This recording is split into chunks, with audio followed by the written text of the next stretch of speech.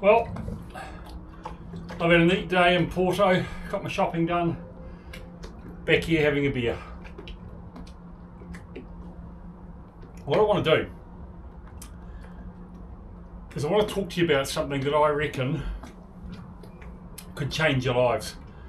You remember a few days ago in an episode I ran into a couple that were doing the Camino, and I've had quite a few people that are following Awanui NZ just say to me that they're looking for an adventure, something that's a bit different in their retirement, or that they want to look forward to something in their retirement that's a little bit different. It got me thinking.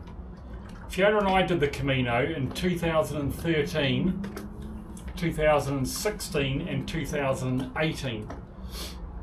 And the first one we did was 800 kilometres, the second one we did was 600. The second one was here in Porto. But the first one went from Saint-Jean-Pied-de-Port in France, across the Pyrenees, and then across northern Spain to Santiago de Compostela. And if you want to watch a movie that kind of epitomises what it's like, it's a little bit dramatised, but it's called The Way with Martin Sheen. The Way with Martin Sheen. And I defy anybody that does it for it in some way not to change your life, because it certainly changed mine. In fact, I'd go as far as to say it probably had a bigger effect on my life than what I'm doing now. It's just an incredible experience. And there were people on it.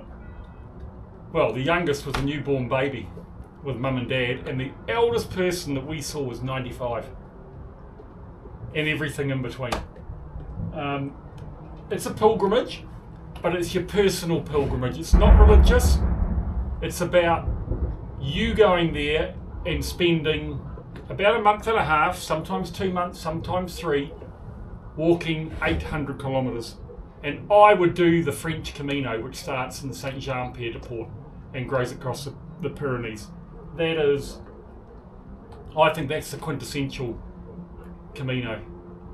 And you know, if you're looking at retirement and want to do something a little bit different, just even just to collect your thoughts, to, you know, to sort of think what next, where to now.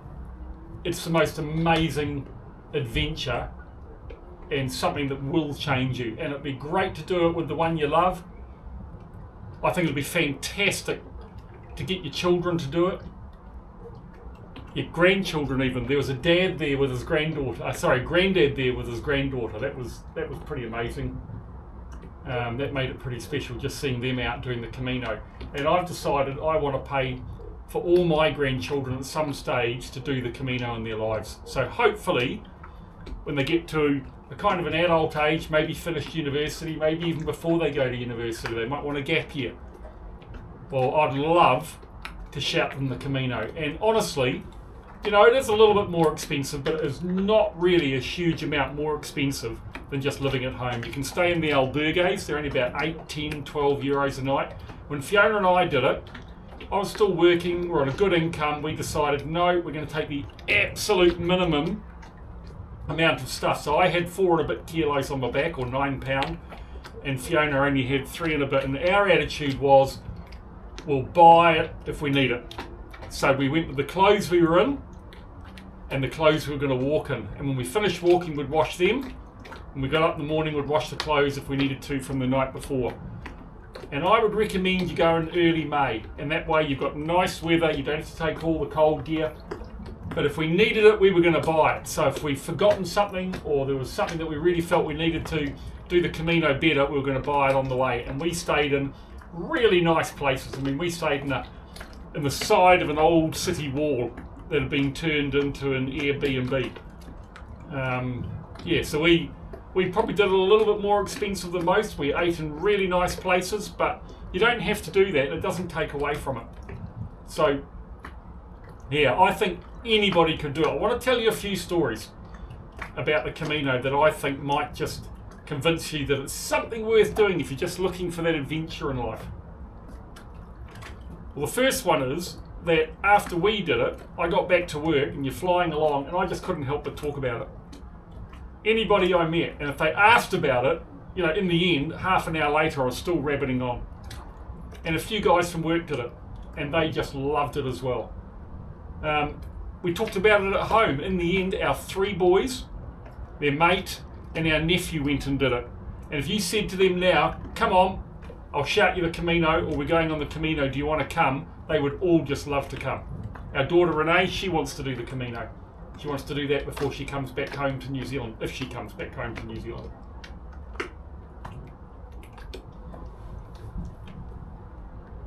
The people you meet on the Camino are amazing.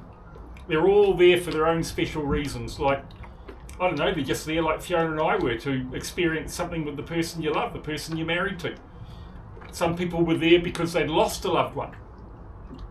I think some people were there because they'd lost the love they had for someone and they wanted to find themselves again, or they wanted to find themselves even as a couple. Some people had lost their job. Some people were just lost. But it made a big difference to everybody that we met along the way just doing that adventure. You could spend time with them, or you could just head off on your own. We did about 20 kilometres a day. A big day was 30, a little day was 15. But we met this couple, they were doing 5k a day, and this couple, they were amazing. They were both in their mid to late 60s. They were from a small village in England that neither of them basically had never left. They both admitted that. And as this lady's husband was coming up to retirement, this lady said, I'm going to do the Camino. And her husband said, oh, good on you, love, that'd be nice. And then over the coming months, I mean, he had no idea what the Camino was. She started talking about it. She started going out and walking. And then finally said, what is this Camino? Anyway, we met this couple. It was the first time they'd been out of England. They'd never flown. And here they were, 2/3 of the way through the Camino in their retirement. Neither of them ever imagined they'd do something like that. They'd been doing it for 3 months. They started out 5k a day and struggled. Now they were doing about 15, but it changed them and it found them again as a couple. Absolutely no doubt about it. They were chatty. She said she thought retirement was going to be her husband sitting in the front room until he could go and have a beer at the pub with his mates each day. And here they were off on this amazing adventure together. I'd love to know what they're doing now. But yeah, it was pretty cool. It was pretty cool. One guy we met, he had type 2 diabetes. And after 2 weeks on the Camino, exercising every day and eating well, not drinking, his blood tests said that they were lower than what have even raised him as a possibility for type 2 diabetes. It changed his life. And then we met this girl, Yvette. She was just amazing. We met her on day 1, halfway up the Pyrenees. It was raining. We went into this cafe and she decided she was giving up and going home. And we said, no, come with us, come with us, come with us. And she stayed with us for 2 weeks. And she finished the Camino. I wonder what effect it had on her life. It's an amazing walk. It's not too difficult. It's 800 kilometres. It's been walked for over 800 years. And you know you're on the same path because it's absolutely trodden into the ground. It's trodden into the side of hills. And you can tell because you can see the next village ahead. And it's obvious when you stand there and look, you're going over a bit of a hill and you can see the village and you can see the obvious way to walk. And that's where the Camino goes. And the Camino walk is protected. So, you know, as good as it is what the original walk was. And at times, there are 250,000 people on it. But it doesn't feel like that. Because as you're walking along, you're in your own little space. And yep, people pass you, even people going the other way. Some people walk the other way. But it doesn't feel like there's a lot of people doing it. It's you can probably tell by the way I'm talking about it. I get excited talking about it again. And Fiona and I want to do it again. We want to do the French one again. We had to do it in 2 parts. We did the first 2 weeks, got us halfway. And then we did the second 2 weeks, 2 years later, with some really good friends of ours. And they would love to do the first half now. It's, yeah, it's pretty special. But look, go and have a look at that movie. It is dramatised, as I said. But I think it's a pretty good depiction of what it's like. And have a think about it. Just consider doing it. I just want to leave you with a story. And it's probably the story that had the biggest effect on me. You know, I've got a guy coming to say hello. How are you? Okay, so that wasn't so good. basically the guy from the marina coming to tell me that at one point early this afternoon, the boat was sitting on the dry. Just a little bit. So it wouldn't have had all the weight down on it. Yeah, it probably would have actually, because if it's touching the bottom, it's touching the bottom, isn't it? But it was rocking, so that would kind of intimate that there's a bit of support from the water as well. Anyway, I'm going to have to move out 20 metres, but yeah, I just wanted to finish off by telling you a story about this young lad we met on the Camino. And we were just walking along, and this guy came up power walking behind us, and I just took off with him, talking to him. And he was a young lad from Munich in Germany. He just finished university, and he wasn't really sure about what he wanted to do in life. So he said to his mum and dad, he said, I'm going to go and do the Camino. And his mum said, all right, okay, well, go and book your airfares, and away you go then. He said, no, mum, I'm going to walk from home. And he'd walked from Munich, and he'd been going 3 months by the time he got to us, and done 3,000 kilometres. Anyway, I walked with him for a while, found it hard to keep up with him.